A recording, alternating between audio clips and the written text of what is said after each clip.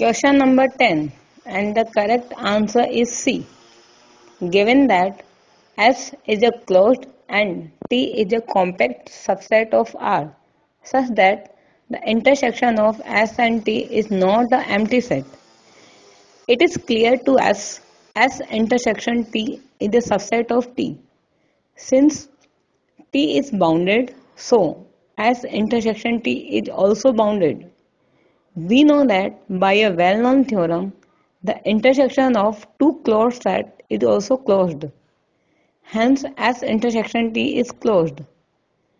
S intersection T is closed and bounded. So, by the definition of compact set, it is compact. Option number C is correct. The solution of question number 13. In this question, we have to find largest eigenvalue of the given matrix. So let A is the given matrix. Now for the eigenvalues, firstly we will find its characteristic equation.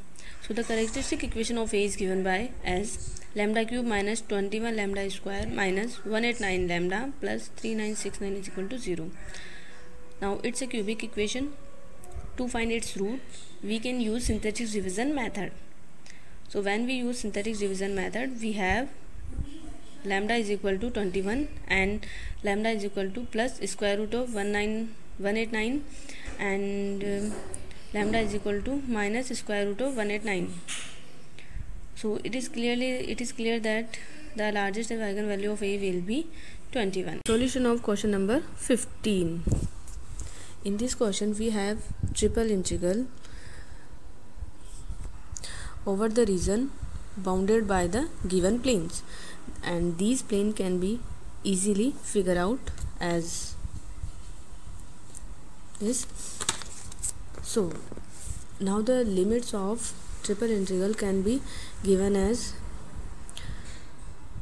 our z will varying from 0 to 4 minus 2x minus y.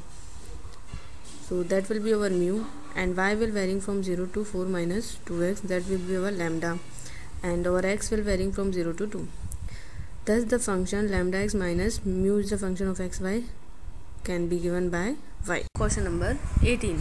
Here we have two variable function f, which is given by as 3x square y plus 4y cube minus 3x square minus 12y square plus 1.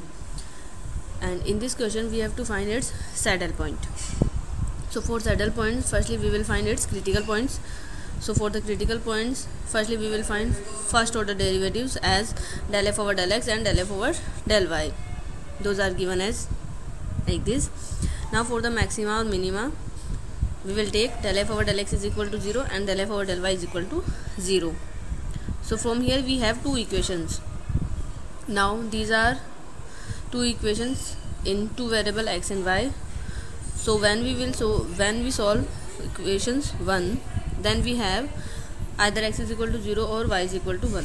So when we put x is equal to 0 in the equation 2, then we have two values of y as y is equal to 0 and 2.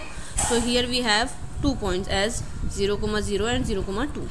Now when y is equal to 1, then by the equation 2 we have x is equal to plus minus 2.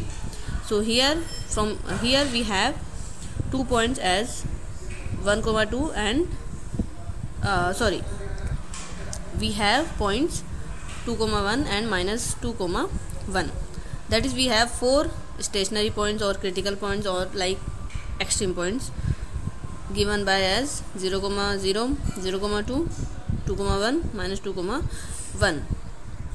Now these points can be maxima or minima or saddle points for the given function. To check this, we will find second order partial derivatives of the given function. So here del 2f over del x square is equal to 6y minus 6, del 2f over del y square is equal to 24y minus 24, and del 2f over del x del y is equal to 6x. Now we will compute these partial derivatives at the all stationary points. So these we can show as the table. So at the points at the point 0, 0, del 2 of del x square is equal to minus 6, del 2f over del x del y is 0 and del 2f over del y square is equal to minus 24. So here we will consider our del 2 over del x square as r, del 2f over del x del y as s, del 2f over del y square as t. So at the point 0, 0, rt minus s square is equal to 144, which is greater than 0. And similarly at the point 0, 2, rt minus s square again 144, which is greater than 0. And at the point minus 2, 1, rt minus s square is minus 144, which is less than 0. And also at the point 2, 1, rt minus s square is minus 144, which is less than 0. So here rt minus s square at the point 0, 0 is greater than 0, and also the value of r is minus 6, which is less than 0. So 0, 0 will be our maxima point. And at the point 0, 2, rt minus s square is greater than 0, but here r is greater than 0, so this point will be minima point. But at the points 2, 1 and minus 2, 1, rt minus s square is less than 0. So basically these 2 points will be our saddle points. So our option D will be correct, that is 2, 1 will be our saddle. Question number 19. Here we have a vector field f which is given by r to the power beta times yi minus xj, where small r is nothing but the magnitude of r vector, that is r is equal to square root of x square plus y square. And also we have the absolute value of line integral over a closed curve which is given by x square plus y square is equal to a square, and this is the equation of a circle. So basically here given absolute value of line integral is equal to 2 pi. Now we have to find the value of beta here. So to find beta, firstly we will compute the given line integral. So for this line integral, firstly we will compute f dot dr. So since r is equal to xi plus yj here, so dr will be dxi plus dyj. That's why f dot dr will be r to the power beta times y dx minus x dy. Now to evaluate line integral, we will use parametric equation of the given closed curve, and the parametric equation of closed curve C will be x is equal to a cos theta and y is equal to a sin theta. So from here we have dx is equal to minus a sin theta d theta and dy is equal to a cos theta d theta, where our theta will varying from 0 to 2 pi. Now put these values in the equation 1. We have this one. So when we solve this equation, we have a is equal the final answer we have a raised to beta plus 2 is equal to 1. So that will implies beta plus 2 is equal to 0, that is beta is equal to minus 2. So the value of beta is equal to minus 2 will be our answer. Question number 20. Here we have as is the surface of the cone z is equal to square root of x square plus y square, which is bounded by the plane z is equal to 0 and z is equal to 3, showing in the figure. And see the boundary curve of the surface S, which is nothing but a closed disk x square plus y square is less than is equal to 9. And also we have f be a vector field such that del cross f is equal to minus xi minus yj. In this question we have to find the absolute value of line integral over the curve C.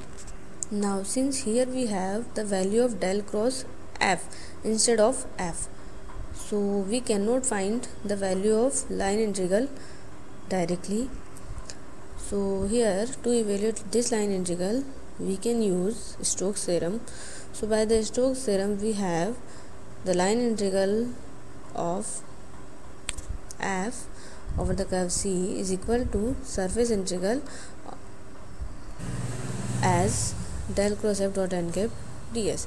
Now to evaluate this surface integral we can use Gauss divergence theorem, since here as be a closed surface, so it must consist the volume V. So by the Gauss divergence theorem we have the value of surface integral of del cross f dot n cap ds will be equal to volume integral of divergence of del cross f dv. since we have del dot del cross f is equal to 0, that is divergence curl f is equal to 0, so that will implies the value of surface integral is equal to 0. Then by 1 we have the value of line integral is equal to 0, that is the absolute value of line integral is equal to 0.